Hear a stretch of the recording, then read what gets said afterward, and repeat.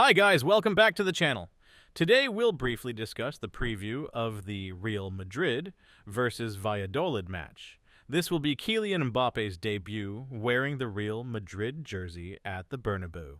This isn't an analysis per se, it's more like a heads up on what we can expect from the match. Thanks to Danny California for suggesting this type of video. Today is August 23rd, so let's jump right into it. Today, the team is training at the Bernabeu to help the players get used to the new pitch that the club installed a few weeks ago. As we all know, the stadium's turf had some issues last season. This time, the club plans to plant the seeds and nurture their growth from scratch in the well-known Hypogeum. Here's Carlo Ancelotti's squad list for this match. No real surprises here, considering that Camavinga, Vallejo, and now Jude Bellingham are injured. Not to mention Mendy won't be playing due to suspension, but we have a pretty solid team here. Real Madrid's likely lineup will be very similar to previous ones, with the exceptions of Bellingham and Mendy. I'm guessing the team will go with a 4-3-3 formation in attack. Although I'd love to see Arda Güler start in place of Bellingham, we all know Carlo Ancelotti is a man of hierarchy, so Luka Modric will probably take the midfield. Fran Garcia will cover the left-back position in Mendy's absence. However, this lineup could be a bit vulnerable on the left side, as Vinicius doesn't usually track back. Modric is a bit slow on defensive cover, especially since his natural position is on the right, and Fran Garcia tends to push forward a lot. Now, we all know how Ancelotti likes to switch formations during matches.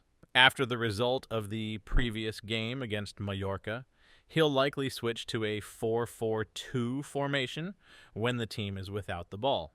This could help balance the defense on the left side, allowing Tchouaméni to move a bit to the left area if Modric replaces Bellingham. We have to remember that Modric's natural midfield position is on the right, although he's performed well on both sides many times before. Let's see what surprise Ancelotti has in store for us. Marca featured a front-page article on Friday showing a heat map of the team's 4 attackers from the last match against Mallorca with the headline, "They need to move to the center." The graphics clearly show how Real Madrid's attack is heavily focused on the left side.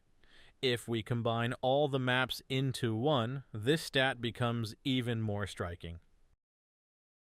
Now, check this out, guys. Take a look at the dribbles made during that match in this chart. Only 3 dribbles were attempted on the right side throughout the entire game, and the closest one to the opponent's area was by Arda Güler in the 95th minute. Of the other 2, only 1 was unsuccessful. So, who are we up against? In the first round, Valladolid won their opening league match against Espanyol with a 1-0 victory.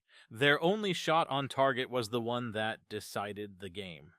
However, the match was very close, as we can see from the stats. This team has just returned to La Liga after spending a year in the second division. During that year, they won 21 games, drew 9, and lost 12. 10 of those losses were away games. They scored a total of 51 goals during the season.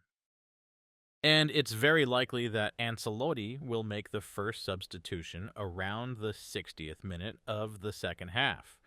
If Modric starts, he'll probably be the first one to be substituted.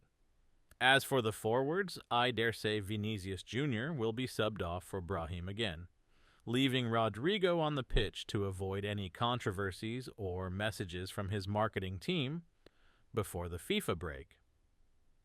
Let's see what happens. AI predicts an 80% chance of victory for Real Madrid.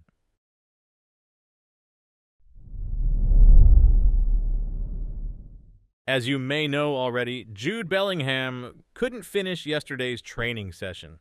According to the club's medical staff, he has a strain in the plantaris muscle of his right leg. The injury isn't serious, but he'll be out for about 4 weeks, meaning he'll miss the match against Valladolid tomorrow, as well as the games against Las Palmas and Betis. He'll be ready to return to the team after the FIFA break to play against Real Sociedad. Fingers crossed.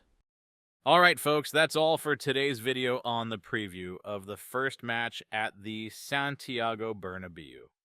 Thanks so much for stopping by, and we'll see you in the next one.